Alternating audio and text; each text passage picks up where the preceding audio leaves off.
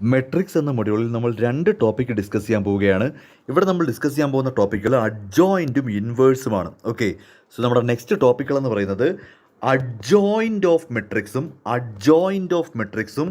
Inverse of matrix. ഇത് രണ്ടുമാണ് നമ്മുടെ ടോപ്പിക്ക്. ഓക്കെ, അപ്പോൾ ഹെഡിങ് ആയിട്ട് കൊടുക്കുക അഡ്ജോയിൻറ്റ് ഓഫ് മെട്രിക്സും ഇൻവേഴ്സ് ഓഫ് മെട്രിക്സും. ഇതിൽ നമുക്ക് ആദ്യം അഡ്ജോയിൻറ്റ് നോക്കാം. തൽക്കാലം ഇപ്പോൾ ഇൻവേഴ്സ് അവിടെ നിൽക്കട്ടെ.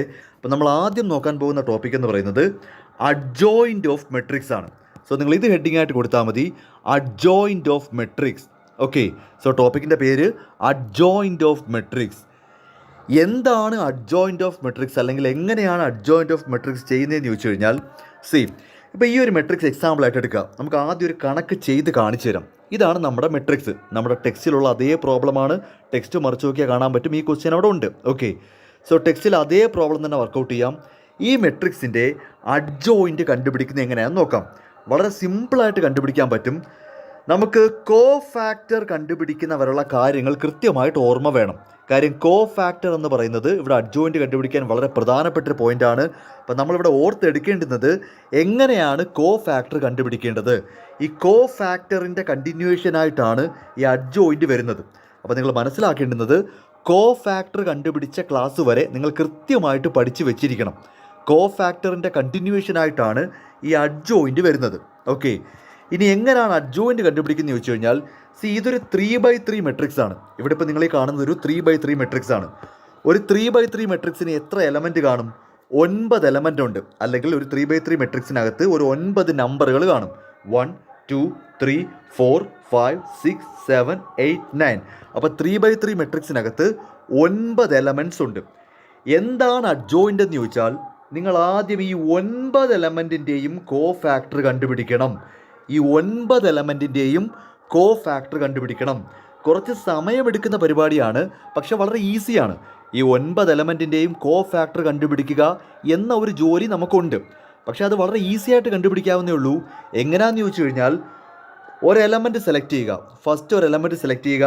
അത് വരുന്ന റോയും കോളവും ക്യാൻസൽ ചെയ്താൽ ബാക്കി കിടക്കുന്നത് ഒരു 2x2 മെട്രിക്സ് ആയിരിക്കും. ആ 2x2 മെട്രിക്സിൻ്റെ ഡിറ്റർമിനൻ്റ് കണ്ടുപിടിക്കുക. ആ 2x2 മെട്രിക്സിൻ്റെ ഡിറ്റർമിനൻ്റ് കണ്ടുപിടിക്കുക.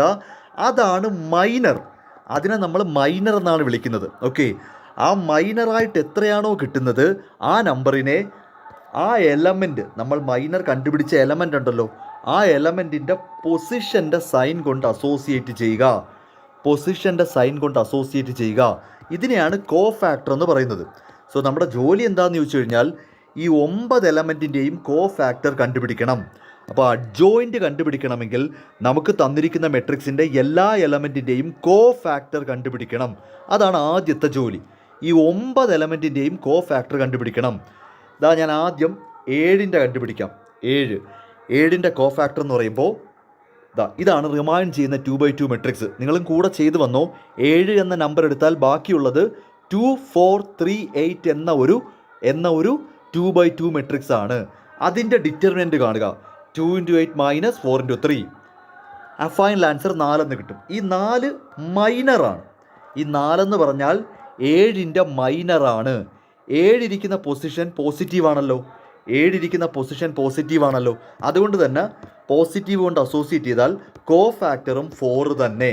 അതുകൊണ്ടാണ് ഇവിടെ കോ ഫാക്ടറും 4 എന്ന് തന്നെ വരും. മൈനറും 4 ആണ്, കോ ഫാക്ടറും 4 ആണ്. നമുക്ക് മൈനറായിട്ട് കിട്ടുന്ന നമ്പർ ഏതാണോ ആ നമ്പറിനെ ആ പൊസിഷൻ്റെ സൈൻ കൊണ്ട് അസോസിയേറ്റ് ചെയ്യണം. അപ്പോൾ 4 × പോസിറ്റീവ് 4 തന്നെ. അപ്പോൾ കോ ഫാക്ടറും 4. ഇതുപോലെ ഇപ്പോൾ 7 കണ്ടുപിടിച്ചത്. ഇതുപോലെ 6ൻ്റെ കണ്ടുപിടിക്കണം. ഇങ്ങനെ ഓരോ എലമെൻറ്റിൻ്റെയും കോ ഫാക്ടർ കണ്ടുപിടിക്കണം. അടുത്തത് 6. ഞാൻ ഓരോന്ന് ചെയ്ത് വെച്ചിട്ടുണ്ട്. 6 എന്ന് എടുക്കുമ്പോൾ നമുക്ക് ഇങ്ങനൊരു മെട്രിക്സ് കിട്ടും. അതിൻ്റെ ഡിറ്റർമിനൻ്റ് എന്ന് പറഞ്ഞു കഴിഞ്ഞാൽ -20 ആണ് ഡിറ്റർമിനൻ്റ്, അഥവാ മൈനർ. -20 ആണ് മൈനർ. പക്ഷേ ഈ 6 എന്ന് പറയുന്ന നമ്പർ ഇരിക്കുന്ന പൊസിഷൻ നെഗറ്റീവാണ്. അപ്പം -20 ആണ് മൈനർ. അതിനെ നെഗറ്റീവ് കൊണ്ട് അസോസിയേറ്റ് ചെയ്താൽ +20 ആണ് കോ ഫാക്ടർ. അപ്പോൾ ഇവിടുത്തെ കോ ഫാക്ടർ എന്ന് പറയുന്നത് +20 ആണ്. 6ൻ്റെ കോ ഫാക്ടർ +20 ആണ്. കാര്യം ഈ 6 എന്ന നമ്പർ ഇരിക്കുന്നത് നോക്ക് നെഗറ്റീവ് സൈനകത്താണ്. അപ്പം നെഗറ്റീവും കൂടെ പോസിറ്റീവ് ആകും. വിച്ച് മീൻസ് 6 എന്ന നമ്പറിൻ്റെ കോ ഫാക്ടർ പോസിറ്റീവ് 20 ആണ്. ഇനി അടുത്തത് ഈ രണ്ടിൻ്റെ കോ ഫാക്ടർ കണ്ടുപിടിക്കുക. 2ൻ്റെ കോ ഫാക്ടർ എന്ന് പറയുമ്പോൾ ഇങ്ങനെ ഒരു മെട്രിക്സ് കിട്ടും. അതിൻ്റെ ഡിറ്റർമിനൻറ്റ് -9 എന്ന് വരും. മൈനർ -9 ആണ്. ആ 2 ഇരിക്കുന്നത് പോസിറ്റീവിനകത്തായതുകൊണ്ട് -9 തന്നെയാണ് ഇവിടുത്തെ cofactor. -9 into positive, negative into positive negative തന്നെ. സോ -9 തന്നെയാണ് ഇവിടുത്തെ കോ ഫാക്ടർ. നമ്മൾ ഈ 3 എലമെൻറ്റിൻ്റെ കോ ഫാക്ടർ കണ്ടുപിടിച്ചു. 7ൻ്റെ കോ ഫാക്ടർ കണ്ടുപിടിച്ചു, 7ൻ്റെ കോ ഫാക്ടർ കണ്ടുപിടിച്ചു, 6ൻ്റെ കോ ഫാക്ടർ കണ്ടുപിടിച്ചു, 2ൻ്റെ കോ ഫാക്ടർ കണ്ടുപിടിച്ചു. ഇതുപോലെ വീണ്ടും -1ൻ്റെ കോ ഫാക്ടർ കണ്ടുപിടിക്കണം. -1ൻ്റെ കോ ഫാക്ടർ കണ്ടുപിടിക്കണം. എങ്ങനെയാണ്? -1ൻ്റെ ആ റോയും -1ൻ്റെ കോളം ക്യാൻസൽ ചെയ്താൽ ബാക്കി 6 2 3 8 6 2 3 8 6 2 3 8 കണ്ടോ? അപ്പോൾ -1ൻ്റെ കോ ഫാക്ടർ കാണാൻ 6 2 3 8 എന്ന മെട്രിക്സിൻ്റെ ഡിറ്റർമിനൻ്റ് അഥവാ മൈനർ കണ്ടുപിടിക്കുക. 42 പോസിറ്റീവ് 42 എന്ന് കിട്ടും. പക്ഷേ ആ പൊസിഷൻ നെഗറ്റീവാണ്. -1 ഇരിക്കുന്ന പൊസിഷൻ നെഗറ്റീവാണ്. അതുകൊണ്ട് തന്നെ നമ്മൾ നെഗറ്റീവ് കൊണ്ട് അസോസിയേറ്റ് ചെയ്യണം. 42വിനെ നെഗറ്റീവ് കൊണ്ട് അസോസിയേറ്റ് ചെയ്താൽ -42 ആണ് നമ്മുടെ കോ ഫാക്ടർ. അപ്പം -1ൻ്റെ കോ ഫാക്ടർ -42 ആണ്. ഇനി അതുപോലെ അടുത്ത നമ്പർ 2. ഈ 2 ഇത് 2 ഇതിൻ്റെ കോ ഫാക്ടർ കണ്ടുപിടിക്കുക. 2ൻ്റെ കോ ഫാക്ടർ കണ്ടുപിടിക്കണം.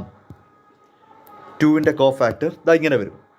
7 2 3 8 ആണ് നമ്മുടെ മെട്രിക്സ് കിട്ടുന്നത്. അതെങ്ങനെ കിട്ടി? ഇനി നോക്ക്, കണ്ടോ? റിമൈൻഡ് ചെയ്യുന്നത് 7 2 3 8. അപ്പോൾ അതാണ് നമ്മുടെ 2/2 മെട്രിക്സ് ആയിട്ട് വരുന്നത്. അതിൻ്റെ ഡിറ്റർമിനൻ്റ് എന്ന് പറയുമ്പോൾ ചെയ്ത് നോക്കിയാൽ 50 എന്ന് കിട്ടും. ഈ 2 ഇരിക്കുന്നത് പോസിറ്റീവ് എന്ന സൈനകത്തായതുകൊണ്ട് 50 തന്നെയാണ് കോ factor.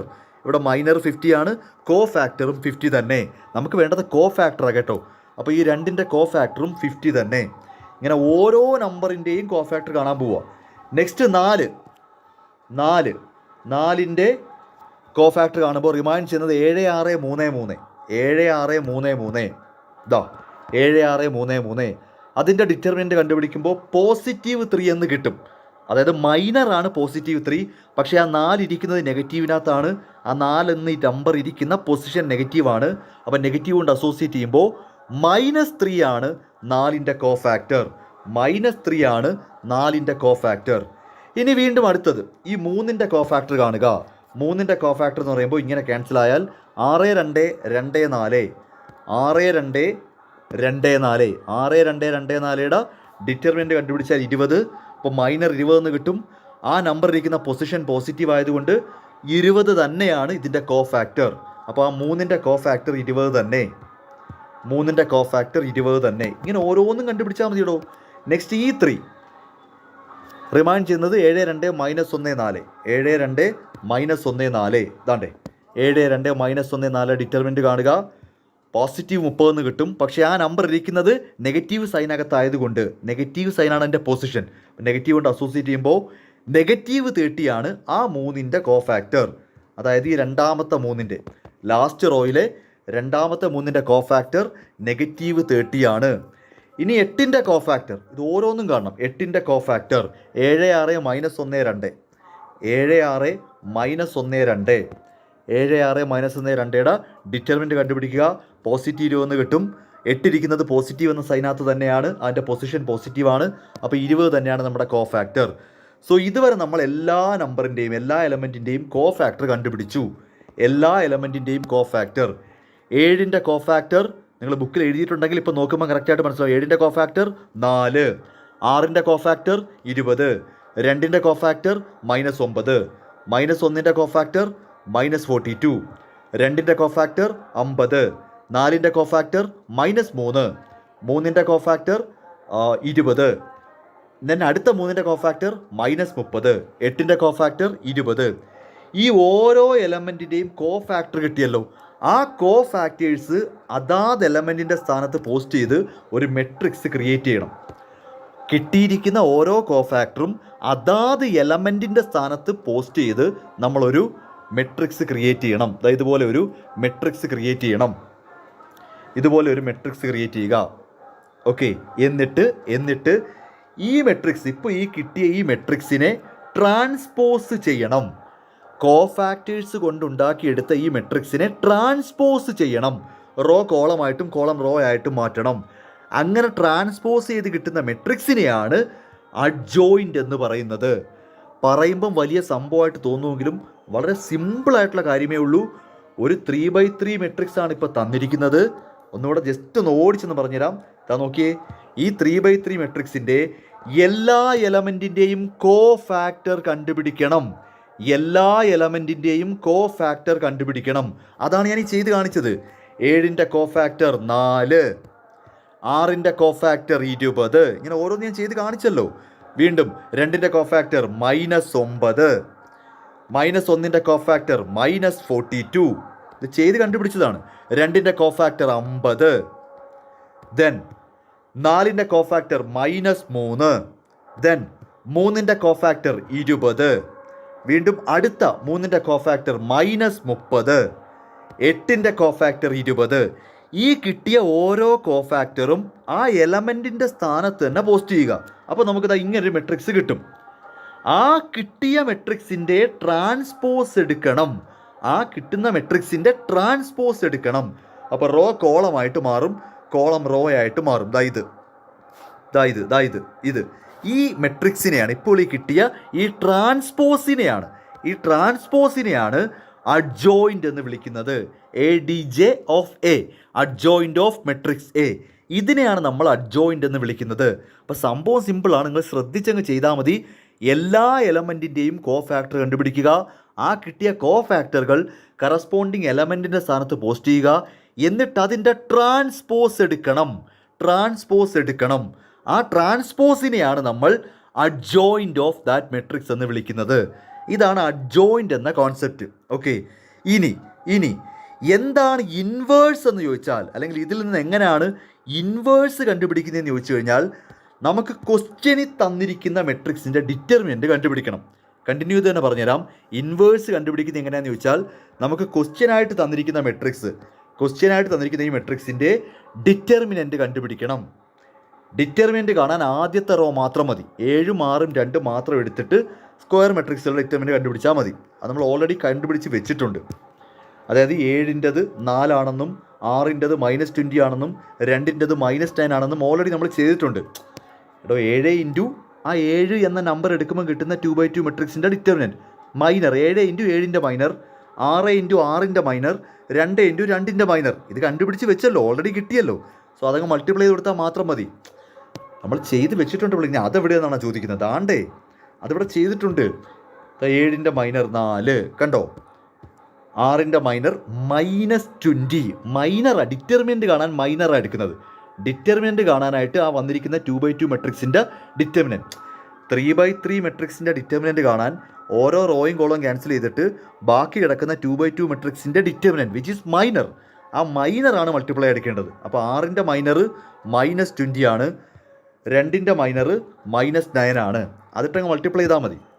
7 into 4, 6 into -20, 2 into -9. So നമുക്ക് തന്നിരിക്കുന്ന ക്വസ്റ്റ്യൻ്റെ ഡിറ്റർമിനൻറ്റ് കിട്ടും. ഇതാണ് ഈ മെട്രിക്സിൻ്റെ തന്നിരിക്കുന്ന ക്വസ്റ്റ്യൻ മെട്രിക്സിൻ്റെ ഡിറ്റർമിനൻറ്റ് കിട്ടും. ഓക്കെ, ആ ഡിറ്റർമിനൻറ്റ് കൊണ്ട് ശ്രദ്ധിച്ചോണേ, ആ ഡിറ്റർമിനൻറ്റ് കൊണ്ട് അഡ്ജോയിൻറ്റിനെ ഡിവൈഡ് ചെയ്താൽ ഇൻവേഴ്സ് കിട്ടും. Which means adjoint divided by determinant ആണ് ഇൻവേഴ്സ്. A'(-1) എന്നാണ് ഇടുന്നത്. ഇൻവേഴ്സിന് A'(-1) എന്നാണ് പറയുന്നത്. അപ്പോൾ ഇൻവേഴ്സ് കാണാൻ അഡ്ജോയിൻറ്റിനെ ഡിറ്റർമിനൻ്റ് കൊണ്ട് ഡിവൈഡ് ചെയ്താൽ മതി.